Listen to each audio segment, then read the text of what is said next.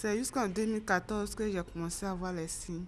Pas des saignements. J'ai fait le traitement à l'indigène, mais à chaque fois ça revenait. Et je suis allée voir mon gynéco. Il a prévu faire un test, quoi. Et j'ai amené ça au labo. C'est après le résultat du labo que j'ai su que c'était le cancer du col de l'utérus. C'est l'examen anatomopathologique qui a permis à cette dame de savoir qu'elle souffre du cancer du col de l'utérus, le deuxième cancer de la femme après celui du sein. En Côte d'Ivoire, cet examen ne se fait que dans les 2 seuls services d'anatomie pathologique des CHU de Treichville et de Cocody. Il y a plusieurs moyens de diagnostic. Vous avez l'imagerie, c'est-à-dire le scanner IRM, mais le diagnostic pour permettre le traitement, c'est l'anatomie pathologique. C'est-à-dire c'est l'examen au microscope qui va permettre de dire voici la cellule qui est en train de se cancériser. Et ça, c'est un élément important, puisque sachant cela, on a aujourd'hui des médicaments qui sont orientés, qui sont dirigés sur la cellule qui se cancérise. Mais c'est nous qui disons voici la cellule qui se cancérise. Aujourd'hui, pour améliorer la prise en charge des cancers, le professeur Isidore Mouenou Diomandé, à la tête de la Société ivoirienne de pathologie, reçoit ses pairs anglophones et francophones. Ils sont membres de l'Académie internationale de pathologie. Cette 10e conférence scientifique annuelle, une première dans un pays francophone, la Côte d'Ivoire.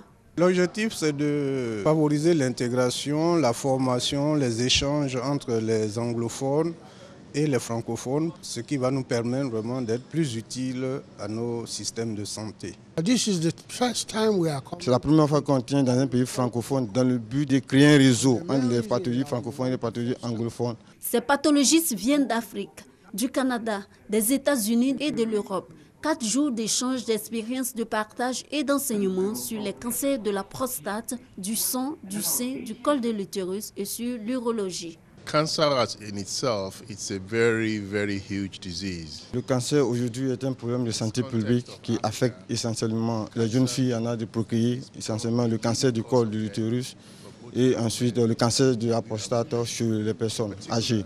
Ceux qui s'occupent du cancer en Afrique ne sont pas organisés. Donc il faut d'abord venir créer une collaboration entre les pathologistes, créer des centres de traitement pour pouvoir prendre en charge ces personnes qui ont été diagnostiquées. On a eu la participation d'un pathologiste canadien qui nous a instruit sur les nouvelles données du glissone, c'est-à-dire la classification des cancers. Ce sont des connaissances qui sont actualisées et pour la prise en charge des cancers. Ça nous permet de faire un bon diagnostic. Le cancer peut apparaître à tout âge. Certaines causes sont liées à l'âge ou à l'hérédité. C'est le cas du cancer du sein, de la prostate et du pancréas, entre autres. D'autres sont liés au tabac, à l'alcool, au surpoids, à l'alimentation déséquilibrée, à l'exposition aux virus, aux bactéries et aux produits chimiques. Selon l'OMS, en 2012, 14 millions de nouveaux cas de cancer ont été enregistrés, dont plus de 8 millions de décès dans le monde.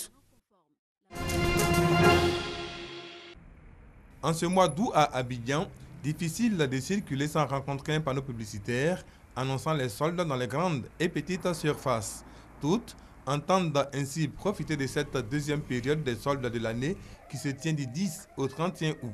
Mais sur le terrain, ce n'est pas la grande affluence. Au début, ça allait un peu, mais actuellement, nous rentrons de plein pied dans la rentrée scolaire, donc c'est un peu difficile. On avait voulu peut-être que par rapport à un déstockage de près de 80%, mais bon, on n'a pas atteint, peut-être on a à peine peut-être 40-30% de ce qu'on espérait. Attirés par les annonces de soldes, Marcel Leboué et Jacques Kwasi décident de faire les magasins. Tous deux en répartiront dessus. Les articles en solde ne sont pas à leur portée. Le salon que j'ai juste à côté de moi, à ma droite, il fait 4 millions. Ça veut dire qu'avant la solde, ça veut dire déjà plus que ça, parce qu'on n'a pas une réduction de 20%. Donc ça veut dire déjà plus que ça. Alors je trouve quand même que c'est un peu cher. Quand il y a solde, on se dit qu'il y a forcément des diminutions au niveau des articles. Donc on vient voir. On se rend compte que généralement, c'est pratiquement les mêmes prix qui sont affichés. Comment savoir qu'un produit est réellement en solde?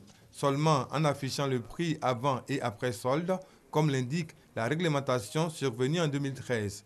Pas évident pour faire de bonnes affaires, même quand on a l'habitude de fréquenter un magasin.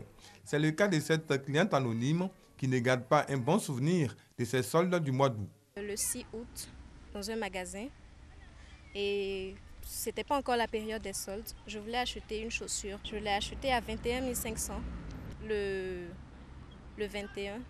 Je suis retournée dans le même magasin et j'ai vu la même chaussure. J'étais curieuse de voir avec les soldes qu'est-ce que ça donnait. Et j'ai vu la chaussure était au prix. Ancien prix, ils ont mis un ancien prix, 25 500. Et c'était barré. Et soldé, ça faisait 20 500. C'est vraiment une arnaque. Face à de telles dérives, les associations de consommateurs indiquent la voie à suivre. Ces genres de situations doivent être dénoncées et les consommateurs ne doivent pas hésiter à venir vers leurs organisations de consommateurs pour que nous prenions des initiatives pour que ces genres d'attitudes-là ne prospèrent pas. De son côté, le ministère du Commerce assure qu'il veille au grain en procédant régulièrement à des opérations de contrôle des prix. Si on se rend compte qu'antérieurement, ce produit-là, il était vendu à 100 francs et que lui, par son affichage, il fait croire que le produit coûtait 125 francs et puis il fait un abattement, une réduction de 25 francs, alors vous voyez qu'on se retrouve devant un cas de publicité mensongère ou de tromperie. Donc dans ce cas-là, la loi vraiment, elle est très sévère là-dessus et il y a des sanctions qui vont être infligées à ces personnes qui s'adonnent à ce genre de pratiques-là. Beaucoup plus une amende pécuniaire. L'amende pécuniaire en question, 200 000 à 1 million de francs CFA. Pas besoin d'en arriver là, car la période de solde profite à tous, à savoir écouler les stocks longtemps restés invendus pour les commerçants et avoir des produits de choix à moins de coût pour les consommateurs. Pour l'État, ce sera un combat de plus de gagner dans la lutte contre la vie chère. Des masques, des rythmes et des danses, c'est l'ambiance qui a prévalu à Téhou, village situé dans le département de Bloléquin, à l'ouest de la Côte d'Ivoire. Ils étaient au nombre de 35, ces masques venus des 4 départements de la région du Cavali, prendre part au Festival des masques, initié par le Conseil régional. Au dit du commissaire général du festival, cette initiative a pour but de restaurer la cohésion sociale, de promouvoir et de valoriser la culture oué. Le ministre Dagobert Banzio, président du conseil régional du Cavali, n'a pas manqué de rappeler les actions de portée culturelle initiées sous sa houlette. Venu apporter son soutien, le président du conseil régional du Tonkwi, Mela Woi, a salué l'initiative et prôné la valorisation de la culture dans la société à travers les régions. Pour le représentant du parrain de cette édition, Aoussou Jano, c'est un symbole fort de notre culture qui doit absolument être honoré toutefois que l'occasion est donnée. Après 6 jours de chant et de danse, le festival a pris fin par une conférence dite par le professeur Zon Loti sur le rôle du masque dans la société. À Gagnoua, notre équipe de reportage est frappée par l'allure d'un camion Ben. Pas comme les autres, ce camion d'environ 3,5 tonnes est un véhicule hors pair. Il n'utilise que 4 roues sur les 6 qu'il possède. Regardez bien ses roues arrière. 2 d'entre elles ne fonctionnent pas correctement. Elles ne sont là que pour le décor. Ces roues ne touchent pas le sol. Et le conducteur en est bien conscient. Oui, je vois. Les deux là, il n'y a pas l'air dedans. Quelle est la date de la dernière visite du véhicule? Bon, il n'a pas eu la moyen d'abord pour faire la visite. Voilà. Et ça, il est en train de grouiller un peu, boire de la chérie là. Il prend ça pour aller libérer ça en ville. Voilà, c'est ça que j'ai fait. Bon, il faut qu'on économise un peu. Là, le 10 janvier, là, j'ai fait la visite maintenant. Pour assurer tout complet la véhicule en point. En attendant qu'il fasse la visite de son véhicule en janvier prochain, Konaté Loseni continue d'exercer son activité, qui est de transporter les billes de bois d'une scierie à Gagnoua. On le voit partir en laissant sur son passage de la fumée noire produite par son pot d'échappement.